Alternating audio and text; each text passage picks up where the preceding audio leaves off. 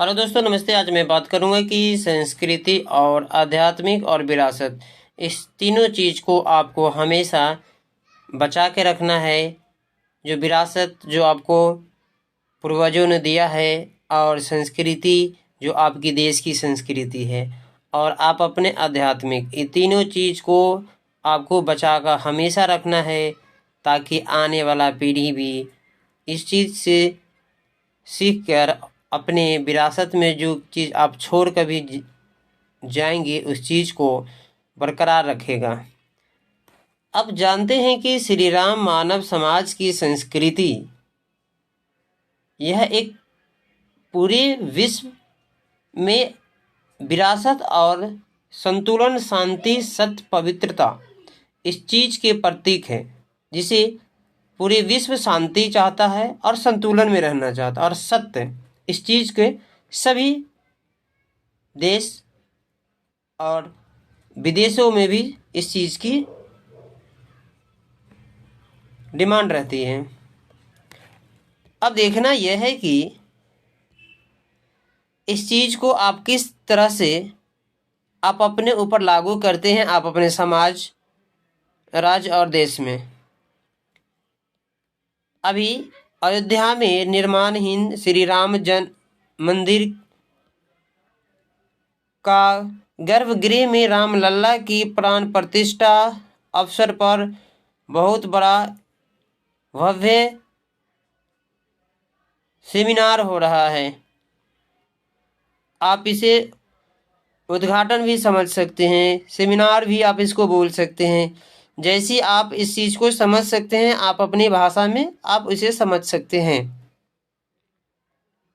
या इन्हें पूरे हिंदू और जो भी धर्म है, सभी धर्म के लोग मिलकर इस चीज़ उत्सव को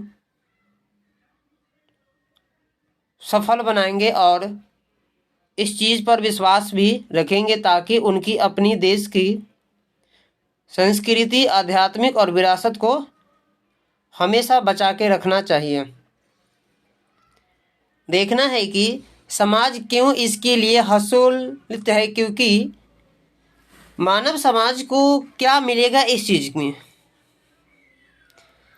अब आपके पास बहुत सारे सवाल भी होंगे कि इसमें आप देखेंगे कि बहुत लोग बहुत खुशी में होंगे, बहुत दूर से भी वहाँ पे जा रहे हैं, राजस्थान से भी पैदल गए हैं। कहने का मतलब है सभी को इस चीज़ की, इसमें जाकर के खुशी और आनंद, शांति चाहिए। सभी किसी भी धर्म के लोग हों, उन्हें शांति चाहिए और संतुलन बनाए रखे, सत्य की और पवित्रता, ये सबसे बड़ी जरूरत है किसी भी धर्म में। भगवान श्री राम के जीवन से ही आपको चिन्हित है कि मर्यादा पुरुषोत्तम श्री राम का संपूर्ण जीवन मानवता का उन्नयन है। और आप इसे भी जान सकते हैं कि इसके लिए मानव संस्कृति में इसके लिए उज्जवल आदर्श, आपके पास कोई न कोई व्यक्ति आदर्श है आपके लिए, अपने मम्मी पापा या भाई बहन, कोई न कोई आपका आदर्श होता है। उस आदर्श के हिसाब से आप चलते हैं। तो इसमें यह देखा जाता है कि श्री राम के आदर्श के संस्कार और प्रतिमान है, जिसे हम निर्वासित वनवासी के रूप में भी हम लोग जानते हैं कि इन्हें 14 वर्ष का वनवास हुआ था। जिस संघर्ष के सहकर भी मानवता का रक्षा को सर्व त्याग देते हैं, लेकिन इसमें भी उस सभी चीज को अपने बस में किया जो ऐसे श्री राम ऐसे समय प्रकट हुए जहाँ शक्तियों प्रबल होने लगी थी, यानी कि शक्ति अलग अलग बंटने लगा था। आप जानते हैं कि अगर आपके देश की शक्ति एकता है, तो आपको कोई भी व्यक्ति या कोई भी दूसरे देश से आकर के कुछ नहीं कर सकता है, जबकि आपकी शक्ति एक हो तो। अगर आपकी शक्ति अलग अलग छोटी छोटी टुकड़ों में बटने लगे तो आपकी शक्ति बट जाएगी, फिर आपको कोई भी आपका शासन कर सकता है। उसी हिसाब से श्री राम ये कहते हैं कि जब जीवन की संकट में था और इसमें पूरी शक्ति को जो था ना, ऋषि मुनि का जीवन भी संकट में आ चुका था। दुराचारी रावण के परिकर ऋषियों को भी तपस्या बना दिया था, तपस्या नहीं देते थे, लेकिन उनका देवता पर तक उसके अधीन हो गया था। इसीलिए आप अपने आदर्श पर रहिए और आपके यहाँ जिस में देवता संत आदि के उदार हो और उसमें आपका शक्तियों का उन्मूल हो और भगवान मनुष्य को आप मनुष्यता और सद्कर्म नीतिशील आदि पर भी मनुष्य का विश्वास बना रहे, तभी आप आगे चलकर अच्छा कर पाएंगे। और इसीलिए भगवान प्रकट हुए भी थे उस समय कि जब शक्ति बंटवारा हो रहा था, कोई किसी को तहस नहस कर दे रहा था, तो इसलिए वहाँ पर आदर्श भगवान को आना जरूरी था। आप जान सकते हैं कि पूरा विश्वास बसा है कि संपूर्ण विश्वास में विद्यमान है।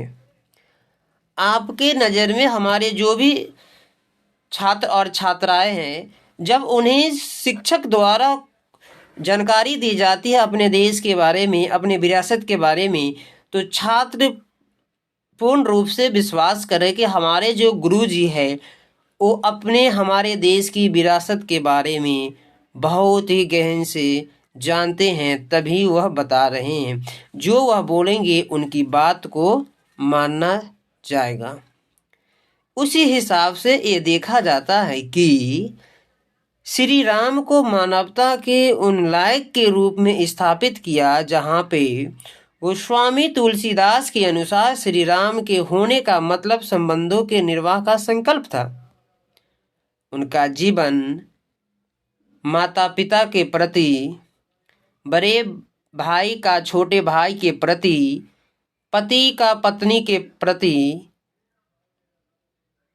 पति राजा और प्रजा के प्रति कर्तव्य का प्रतिमान है। कहने का मतलब है कि आपके पास में जो एक के ऊपर एक जो होता है उसके एक जवाबदेही होता है, उसकी रिस्पॉन्सिबिलिटी होती है। जैसे बात करेंगे बड़े भाई और छोटे भाई, तो बड़े भाई का वो दायित्व है कि छोटे भाई को देखें। फिर उसी प्रकार माता पिता के प्रति भी आपको बड़े भाई का ये कर्तव्य बनता है कि अपने माता पिता को भी देखे। फिर उसी प्रकार फिर लागू होता है पति और पत्नी, पति का भी ये कर्तव्य बनता है कि पत्नी के प्रति वह सही वार्ताव करे, और राजा को भी यह कर्तव्य बनता है कि प्रजा के प्रति कर्तव्य उनका सही होना चाहिए। यानी कि सब भी एक दूसरे के प्रति वफादार होना चाहिए और उन्हें सही से सबका सम्मान भी करना चाहिए, क्योंकि सभी अपने अपने कर्मों के माध्यम से सभी अपने अपने कर्तव्य में महान होते हैं। यह श्री राम जी के माध्यम से इस थॉट को आप समझ सकते हैं। नेक्स्ट पॉइंट में कहा गया है कि जब यह अर्जुनों की नीति के मार्ग की शिक्षा देते थे, जब बचपन की बात करें तो अलग अलग तरह के बचपन में आपको सिखाया जाता है। जब इनकी शिक्षा की बात आई तो अर्जुनों की नीति के मार्ग की ही शिक्षा देते हैं। आपको याद होगा कि अगर आपके समाज में, आपके घर से, आपके ज़िला से या आपके देश से बहुत सारे छात्र छात्रा अलग अलग फील्ड में जाते रहते हैं। कोई अफसर बनते हैं, कोई आर्मी के अफसर बनते हैं, कोई बैंक मैनेजर बनते हैं, कोई क्लर्क बनते हैं, कोई पॉलिटिशियन बनते हैं, और कोई फार्मर बनते हैं, कोई बिजनेसमैन बनते हैं, यानी कि अलग अलग ढंग के हमारे समाज में सभी लोग बनते हैं ताकि सभी मिलकर अपने राष्ट्र को विकास करें।